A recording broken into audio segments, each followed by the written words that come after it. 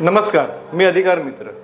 मागील भागामध्ये आपण रेशन कार्डच्या वेगवेगळ्या प्रकाराबद्दल माहिती जाणून घेतली, ती नक्कीच तुम्हाला आवडली असेल। या भागामध्ये आपण कोणत्या रेशन कार्डवरती काय मिळतं याची आपण माहिती घेणार आहोत। सुरुवातीला जे सर्वात वरचे रेशन कार्ड आहे त्याला आपण सफेद रेशन कार्ड म्हणतो। या रेशन कार्डवर सध्या काही धान्य मिळत नाही। दुसरं जे NPH वाला रेशन कार्ड आहे, केशरीवालं, या रेशन कार्डवर देखील सध्याला काही मिळत नाही। फक्त या ठिकाणी कोविड सारखे जे पॅन्डेमिक अवस्था येतात, म्हणजे आपत्कालीन व्यवस्था असते, त्यावेळेस त्या रेशन कार्डवरती 8 रुपये व 12 रुपये किलो प्रमाणे तुम्हाला धान्य दिलं जातं। या प्रकारामध्ये तिसरं जे रेशन कार्ड आहे, सर्वात महत्त्वाचं रेशन कार्ड आहे, त्याला आपण बोलतो प्राधान्य कुटुंब लाभार्थीवाला ration card, PHH priority household. या रेशन कार्डवरती अन्न सुरक्षा कायद्याप्रमाणे प्रति व्यक्ती 5 किलो धान्य देण्याचं असं कबूल केलेलं आहे सरकारने। या 5 किलोमध्ये तुम्हाला 2 किलो गहू व 3 किलो तांदूळ दिले जातात। चौथं जे रेशन कार्ड आहे ते अंत्योदयवाला रेशन कार्ड आहे।